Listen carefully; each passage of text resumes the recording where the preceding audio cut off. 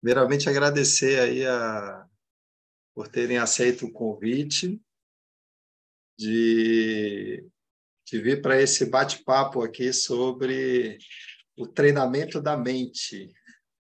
Então, essa proposta é um programa de promoção à saúde. Quando a gente fala de saúde, considerando o próprio conceito da Organização Mundial da Saúde, quando ela se refere à saúde, que não significa simplesmente a ausência de doença. Então, a saúde ela tem uma abrangência plena para a pessoa. Como é que eu posso cuidar mais de mim? Então, dentro do programa, essa é o horizonte onde a gente quer chegar. A gente fala dentro do programa muito sobre a compaixão, mas um passo antes é a autocompaixão, que tem exatamente essa conotação do autocuidado. Outra base que vai nos trazer no programa, né? Equilíbrio, exatamente. É isso que a gente tem buscado na nossa vida, um equilíbrio para a gente não ficar como a mula sem a cabeça, né? A gente fala assim, a cabeça sem mula. Então, a gente vai ter a nossa cabeça controlando fisicamente as nossas sensações, o nosso corpo. Aí a gente tem uma das bases também, que é uma das forças que a gente acaba trabalhando, é o amor, a consciência. A consciência, por sinal, é toda a base do programa que o Marcelo traz. Marcelo, quando falar do Marcelo, é o nosso referencial no Brasil quando se fala de mindfulness, né? Então, o conceito do nosso programa está focado na consciência, que traz do inglês chamada awareness, né? Então, vem dessa fundamentação. Propósito para a nossa vida, resiliência, fortalecê-la, a curiosidade, que aí que é o ponto-chave, porque quando a gente tem uma atitude curiosa, ou de aprendiz, ou de principiante, a gente começa a estar presente. Um exemplo bem claro disso é quando a gente aprende a dirigir. Quando a gente começa a dirigir, que a gente tem aquele comportamento de aprendiz, de curiosidade, de saber como funcionam as coisas, a gente está conectado ali com o veículo, né? Que nos transporta. Pode ser a motocicleta, pode ser o automóvel. Mas imagine, depois, a gente entra no carro, chega no nosso destino, não sabe nem o que aconteceu no caminho, né? Então, por quê? Porque a gente deixa para trás esse comportamento de um aprendiz. E algo também que com certeza vai nos trazer aqui é o cuidado pela saúde. Então, a saúde mental, hoje, as empresas estão se voltando para isso, as pessoas estão se voltando para isso, e é isso que o programa ele está trazendo. Okay? Cuidar da nossa saúde e o bem-estar. Dentro da psicologia positiva, quando a gente se refere a esse bem-estar, a gente fala do florescer. Tá? Eu não vou... Aqui o nosso programa é outro, né? O nosso programa é Mindfulness, é o MBHP, Promoção de Saúde Baseada em Mindfulness, mas a gente também foca, tem esse horizonte que quer visualizar do bem-estar, do florescimento. Bem, como começou tudo isso? É um breve histórico, eu vou aqui em um minuto falar todo esse histórico do Mindfulness, mas você viu que ele surgiu ainda no final dos anos 70, então ele já está bastante experimentado. Existem dezenas não, tem centenas, né? Centenas, se duvidar, milhares de estudos científicos comprovados da eficácia do programa de Mindfulness. Mas tudo começou num centro que foi criado pelo professor John Kabat-Zinn. Então, ele é considerado, não que ele criou o Mindfulness, né? Na verdade, as práticas elas são milenares, já existiam, mas ele estabeleceu como ciência. Então, ele era um professor da Universidade de Massachusetts e professor de medicina.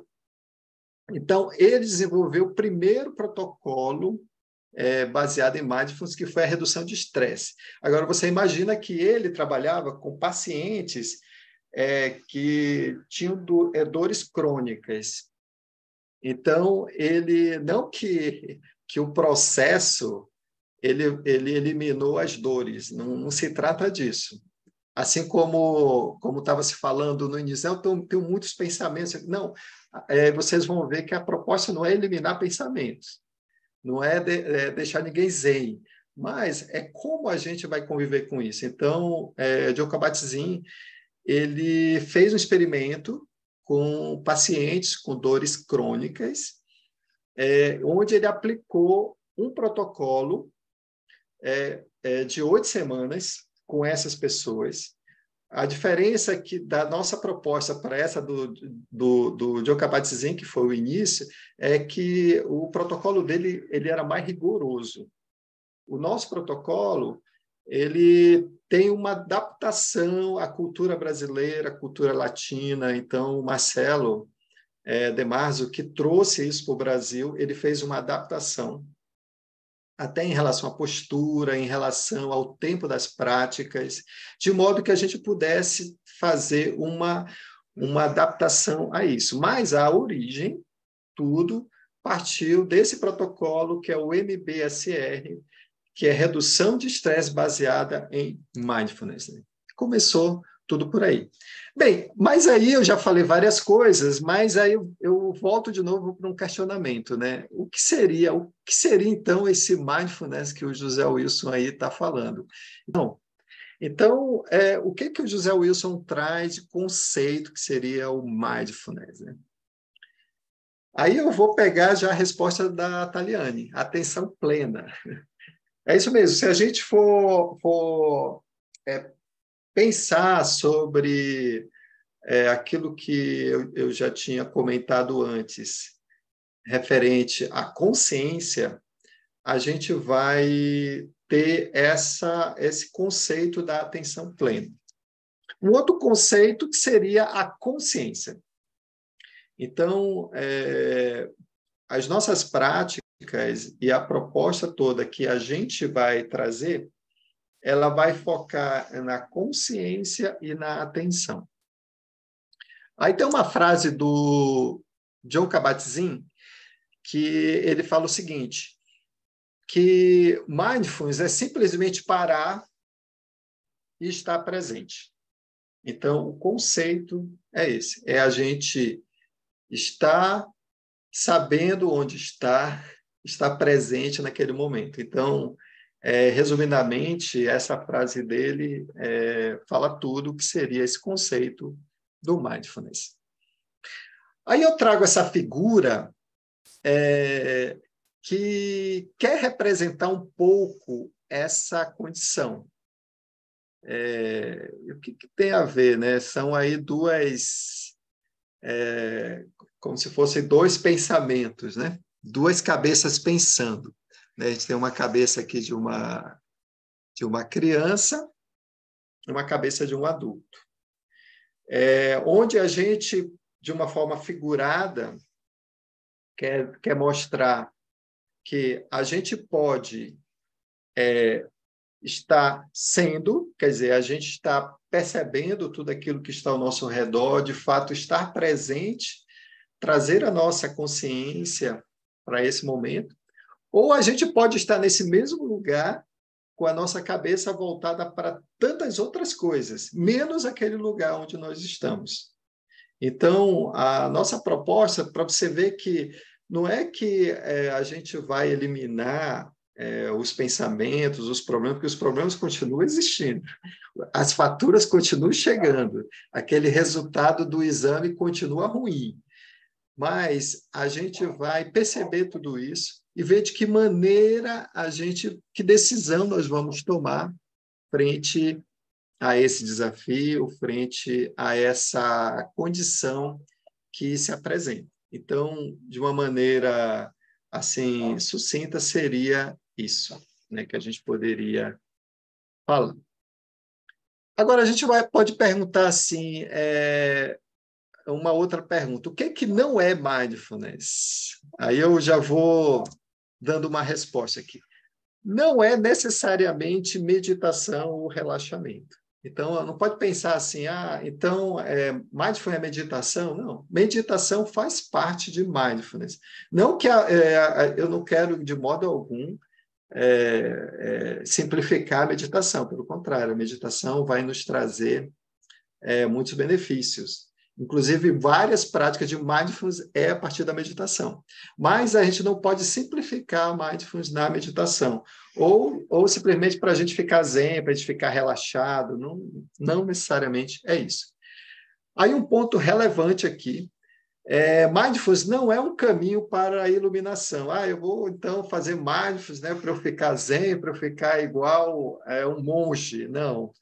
Também não tem conexão alguma com a religião, apesar que quando a gente vai ver os estudos e as bases do protocolo, ele tem as origens nas religiões orientais, mas ele não é um caminho para isso, para a religião. Então, o programa todo, ele é um programa laico, ele não tem vinculação alguma com religião. E também não é uma prática para esvaziar a mente, já falei sobre isso, a nossa proposta não é tirar os pensamentos, não, os pensamentos vão estar lá, o que nós vamos fazer é começar a percebê-los, começar a observá-los, e a partir dessa observação, dessa consciência, a gente tomar nossas ações, nossas decisões. E não é não sentir, então lembra lá do primeiro, né, protocolo científico do John Kabat-Zinn, que ele foi trabalhar com pessoas com dores crônicas. Então, o foco não é eliminar de uma forma mágica a dor, ou se desconectar dela, a gente vai percebê-la, nós vamos pode soar estranho, mas a gente vai saber conviver com ela, né? Com a dor, com o sofrimento, com aquelas dificuldades, e a gente começa a ter uma consciência diferente. Aí vem, assim, algumas evidências científicas, existem vários estudos que comprovam a influência de pessoas que, após as 8 semanas, e com a continuidade da prática, não vão ser as 8 semanas que vão resolver, tá? Já deixando assim bem claro, eu não vou vender aqui, o Wilson está dizendo, não, basta fazer as 8 semanas, não. Aliás, o último encontro da 8 semanas é justamente o Mindfulness para a Vida. Então, a partir do momento que a gente incorpora as práticas na nossa vida, a gente começa a ter uma redução desse estresse psicológico, porque o estresse faz parte do nosso cotidiano. Nós que temos as nossas atribuições familiares, profissionais, a gente sempre tem essa carga de estresse, ela faz parte. Agora, a gente consegue, com práticas diárias de mindfulness, uma redução desse estresse.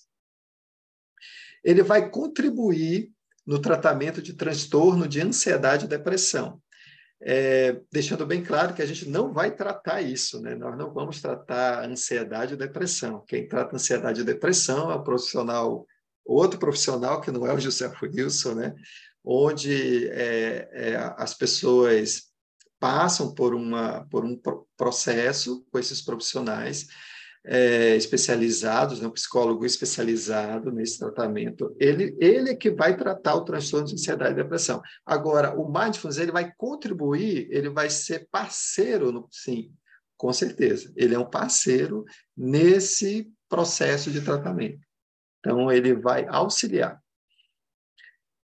Aí vem apoio no tratamento de dor crônica, né? Então, inclusive, eu tenho uma das minhas colegas que também está se formando como instrutora de mindfulness, né? Para vocês terem uma ideia, ela inclusive, apesar que é outro protocolo, né? Ela está trabalhando com esse nosso protocolo, mas ela é dentista, está trabalhando com pessoas que têm dores crônicas.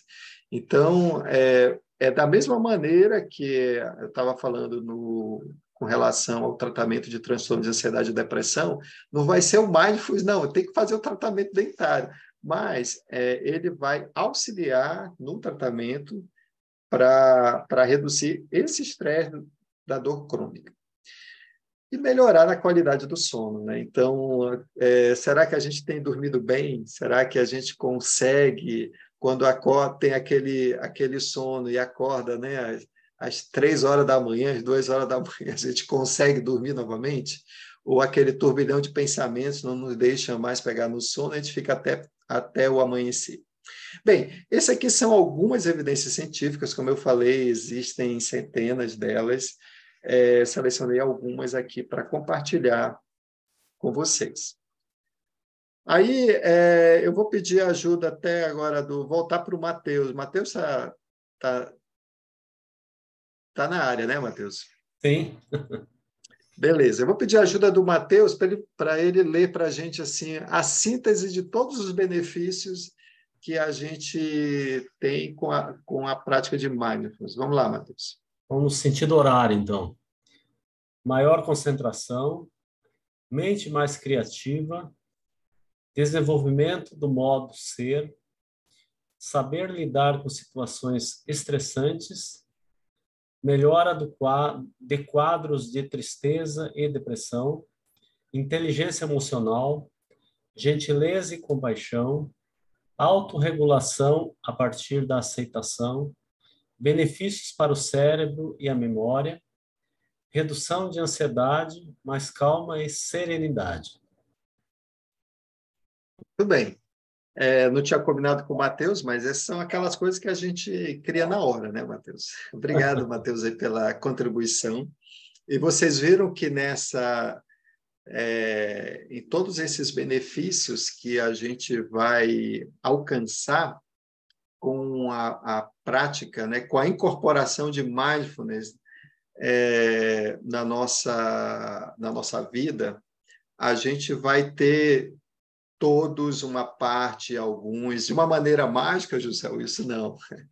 Com a prática regular e diária, a gente vai percebendo essas condições, né, esses benefícios na nossa vida.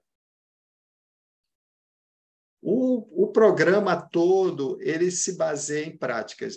Eu vou fazer esse curso, eu tenho que estudar alguma coisa, Zé Wilson? Não preciso estudar nada, desde que o Zé Wilson está estudando, tá? E muito. Por sinal, eu estou com os livros aqui atrás, né? O nosso programa, a bibliografia do nosso programa são esses 3 livros aqui, que foram trazidos pelo Marcelo, que está difundindo o Mindfulness no Brasil. É um esforço que já vem há uma década, né? Então, não se preocupe que vocês não vão ser submetidos, mas quem quiser depois o resumo do livro, eu passo, tá? Que eu já estou com um pronto, eu estou com um dos resumos de um dos livros pronto e o outro está a caminho, que é a proposta até o final da nossa formação, a gente está com todo esse embasamento teórico. Esse nosso bate-papo sobre o programa, onde eu gostaria já de trazer como é que ele acontece, o programa. Bem, o programa ele acontece, ele tem uma duração, isso eu já falei, né, uma duração de 8 semanas. Por que não 7, por que não 9, José Wilson? Isso é embasamento científico, ok? Então, vê lá a base, desde lá do Joe Kabat-Zinn, e também teve um outro protocolo que foi a base também do MBHP, que é um protocolo baseado na terapia cognitiva, né, que é da escola britânica. Então, na Inglaterra, eles também testaram esse programa junto com a psicologia, com a aplicação da terapia cognitivo-comportamental, né, que é a TCC, que também é um programa de 8 semanas que também favoreceu ao bem-estar. Os encontros eles são semanais, então eu estou programando realizar sempre às segundas-feiras, com a duração de 2 horas. Então, um programa totalmente prático, tá? Não vai ter, como eu já falei, né? Vão ser 2 horas, e dentro das 2 horas a gente vai fazer práticas.